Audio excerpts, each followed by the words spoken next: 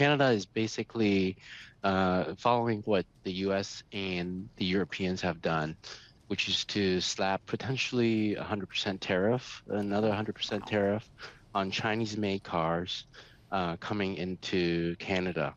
Now, the impact is muted.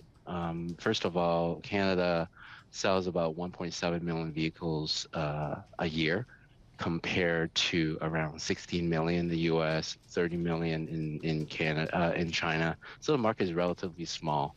I think the overall purpose of doing that is really to close the back door in the US, Mexico, Canada free trade agreement, to make sure that Chinese cannot bring cars into the US through Canada. Ah, okay. Um, Talk to us about the Chinese EV market, Steve. How big is it? You Mhm. say you have a SAR there of 30 million cars a year. What's the share of EVs today, and kind of where do you think it's going to go?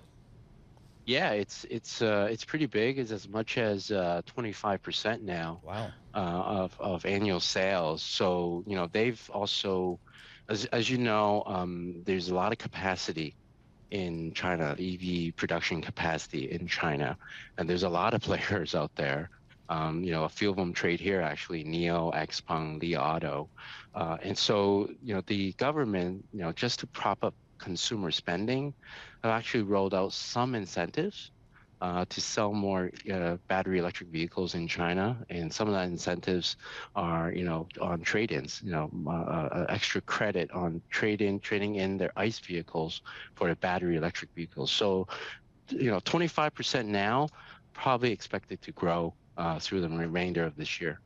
So here's my question. If I'm a Chinese EV company, can I then just go through Mexico? Because I appreciate this closes the window from Canada, so I can no longer really Yeah, import into Canada and then through to the US because the tariffs will hit.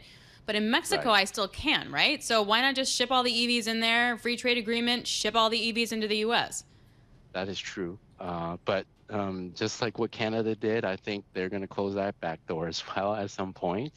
But look, the Chinese automakers, especially like BYD, has made it clear that they don't have any interest in entering the U.S. market at the moment, and it's difficult. It's not like you can say, oh, I'm coming in and selling cars in the US, and then you're able to gain a lot of customer just by doing that. They're gonna have to build a distribution network, they have to build a service network, and more importantly, given the geopolitical wrangling that's happening between the US and China, I'm not sure if a lot of the US car consumer are ready to buy a Chinese car at the moment. What do the Chinese automakers say, Steve, about these tariffs in the U.S., in the EU, Canada? I mean, to what extent, and how impactful are these to their sales? And what are we hearing from these Chinese automakers? Yeah, I think at the moment, zero impact from the tariffs in the US and Canada. There will be some impact from the tariffs in the EU. They do have about 2-3% market share in the European Union.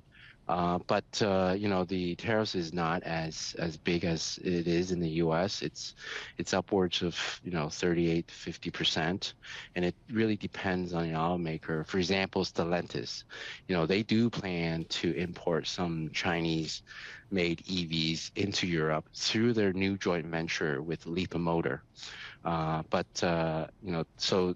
Because Stellantis also has plans to with with Leapmotor within this joint venture to build cars in Europe, the tariffs is a little bit lower. So tariffs are different for different automakers within the EU. So the penetration rate will be impacted, but I think overall at the end of the day, Chinese will still able to sell cars in the EU, but at a higher cost, and gives the incumbents some room to actually grow What do as we think the well. differential would be? Like a China EV into Europe would cost X, and hmm Volkswagen EV would cost Y. Like, what do we think that differential will actually wind up being?